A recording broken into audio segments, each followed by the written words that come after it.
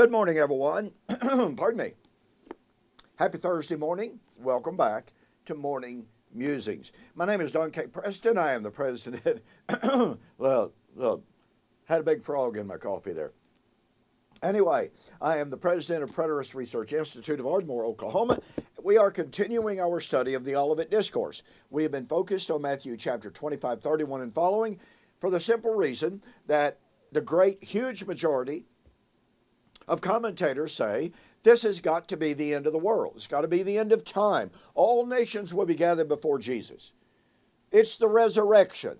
Well, I don't know of anybody that disagrees with that last statement. Matthew 25, 31 and following is very clearly about the time of the resurrection.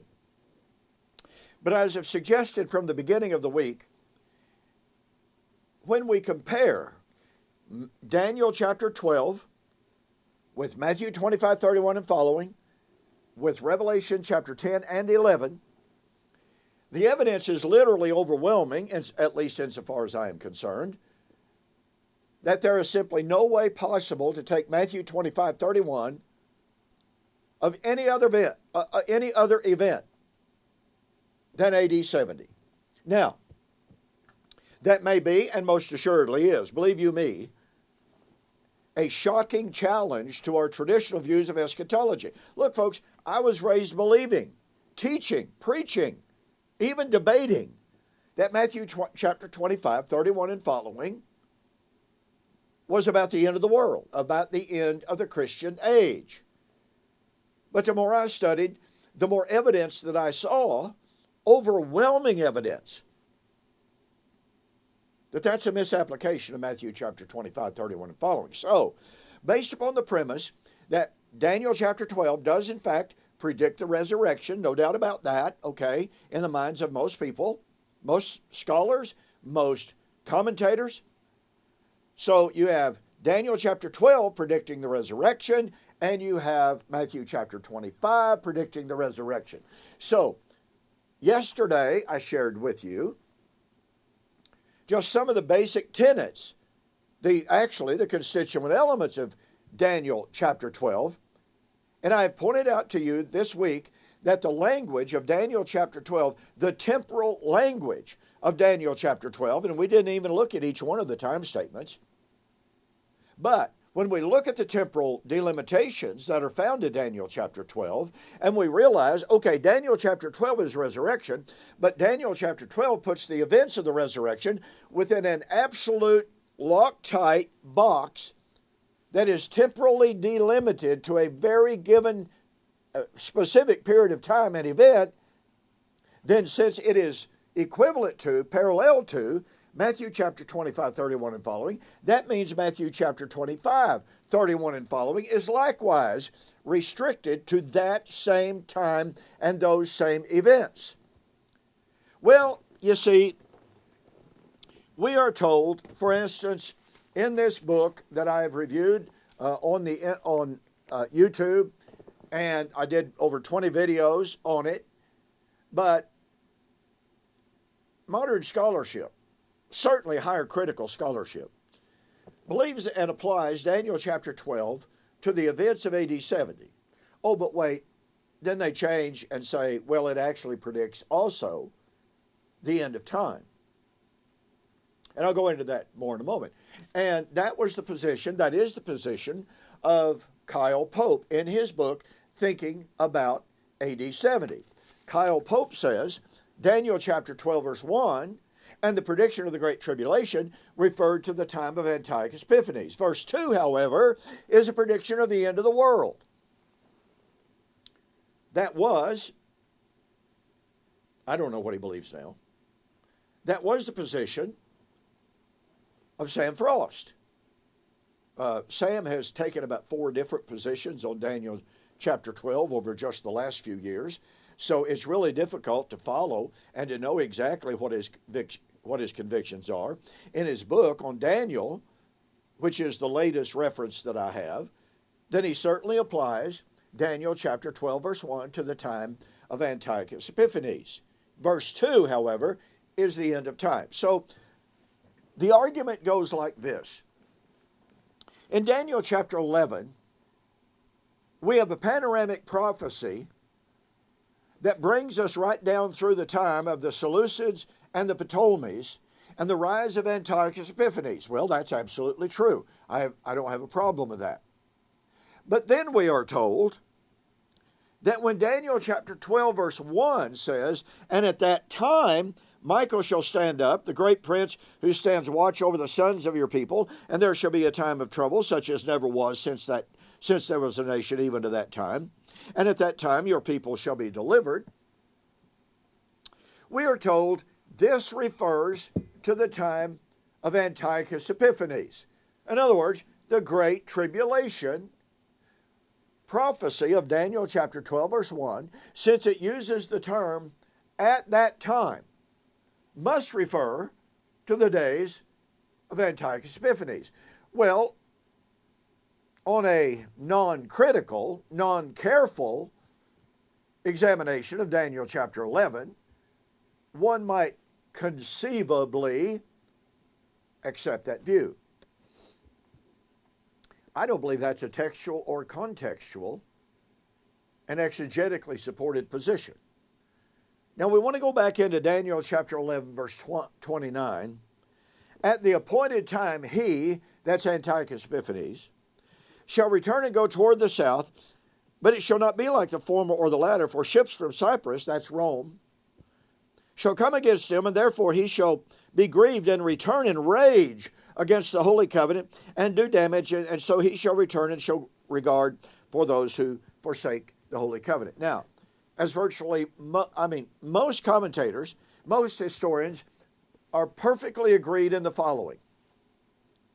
Antiochus Epiphanes decided to invade and conquer Egypt because it was an extremely wealthy country, produced grain that supported other countries, the Ptolemies and the Seleucids, and had wealth, untold wealth. Well, Antiochus Epiphanes was always at war. He was always needing money.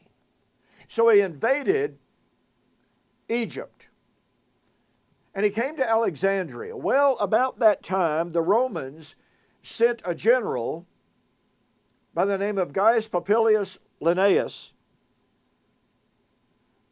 who had been raised as a child with Antiochus in Rome. They sent Linnaeus down there to Egypt to meet with Antiochus at Alexandria.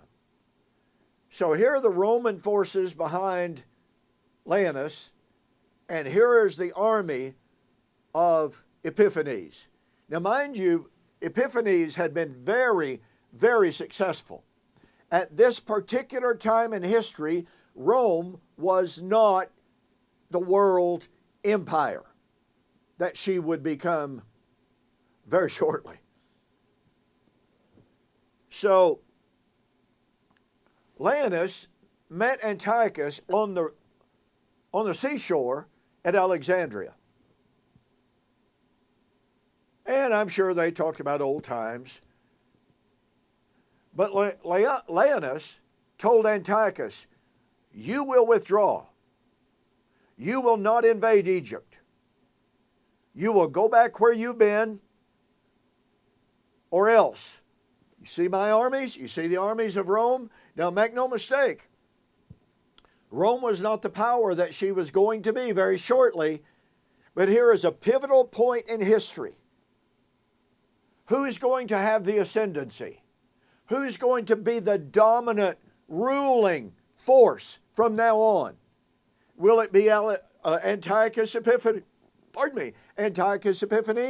or will it be Rome?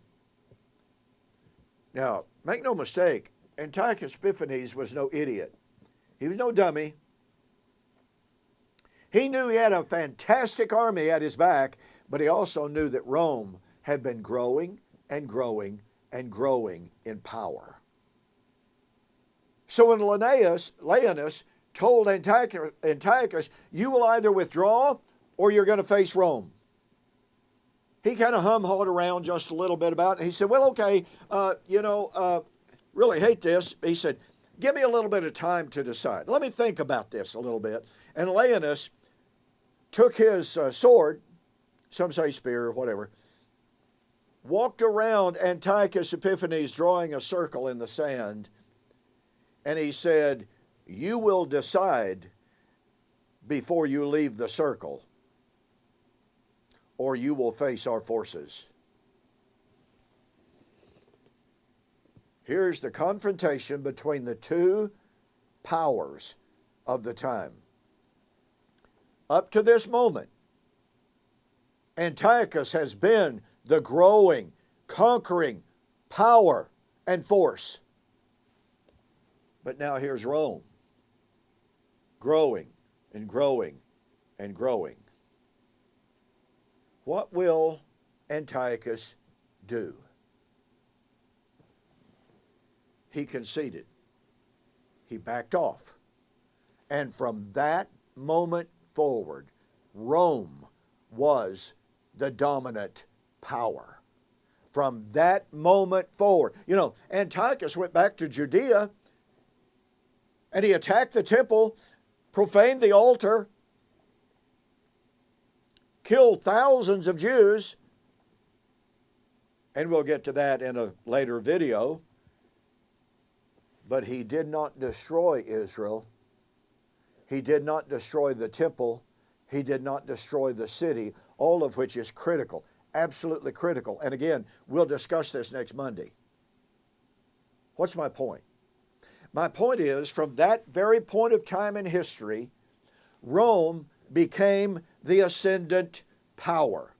While in Daniel 11 and 31 and following, Antiochus is still discussed, he becomes a secondary player.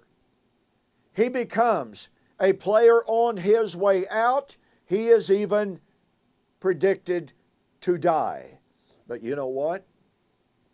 Lying in the background of that, as many commentators down through the centuries have noted, from the time of verse 29 and following, that's the time period that Daniel is referring to when he says, "at that time." It's no longer the days of Antiochus Epiphanes as the dominant player. Now, it's the time of the ascendant Romans in which Antiochus is on his way out and he's going to die an ignominious death. And it would be in the days of Rome in which the Great Tribulation would take place, which agrees perfectly with Jesus when he said, "When you see the abomination of desolation spoken of by Daniel the prophet," Daniel foretold the abomination of desolation in Daniel chapter 9, 27, and in Daniel chapter 12, verse 9 and following, both of which are in the framework of the judgment and the destruction of Jerusalem. When you see the abomination of desolation, then let those who are in Judea flee, for then shall be great tribulation, such as has never been. Let me say this again. I said it recently, ladies and gentlemen, but it bears repeating because it's absolutely critical. When people argue that Jesus was not saying that Daniel foretold events that will take place in the first century, and yet he said, when you see what Daniel spoke of, therefore flee. If Daniel did not predict the events that the apostles would see, then they couldn't see something which would cause them to flee. So we'll have more on this next week. In the meantime, let me urge you once again to get a copy of my book, The Resurrection of Daniel, chapter 12, verse 2, Fulfilled or Future. In this book, I have an extensive discussion of whether or not Daniel chapter 12 is talking about the time of Antiochus Epiphanes, or is talking about the days of Rome, in which Jesus said, "Then shall be great tribulation, such as has never been or ever yet shall be."